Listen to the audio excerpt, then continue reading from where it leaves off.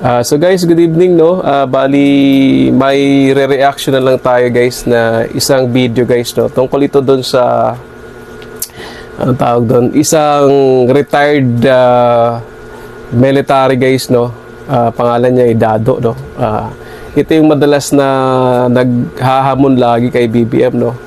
At saka parang lagi itong ano, no, gustong mag-aklas sa pamumuno ni PBBM, no. Di natin alam guys kung ano ang pinanggagalingan ng galit niya guys, no. Pero kakaiba talaga guys, no. Siyempre DDS ito, supporter ito ni Digong, no. So itong balita guys is posible, no, na matanggalan to ng pension kasi siyempre dahil sa ginagawa niyang pag-uudyok sa mga tao, no, at sa ating militar, bawal yun guys, no.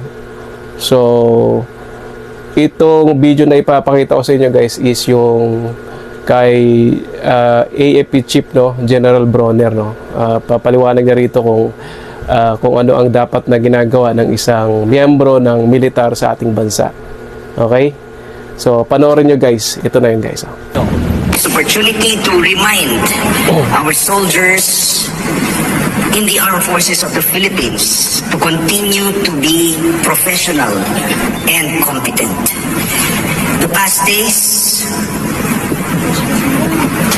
days, we have seen a myriad of events that transpired in our country. And this has shaken the political environment of our country. As soldiers, we should not be shaken by this. Hindi dapat tayo maapektuhan ng masama dahil dito.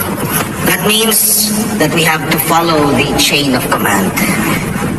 So sinabi natin, we are loyal to our country, we are loyal to our flag, we are loyal to our organization, and we are loyal to the Constitution.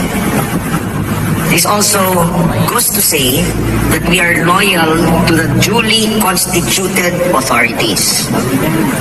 Whoever that may be, no? Hindi po tayo loyal sa tao, kundi sa posisyon. And in that vow that we took,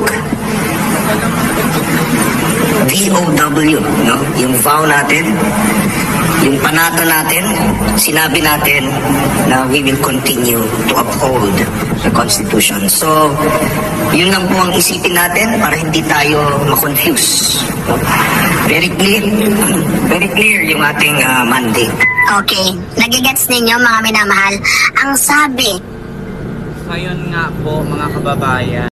So yun guys, no, narinig natin yung boses ni General Bronner guys, no. So dapat mabigyan na talaga ng pansin yan, ng action kasi baka mamaya, no, makapanghimok pa yan, no, at marami pang mauto sa hanay ng ating sandatahang lakas guys.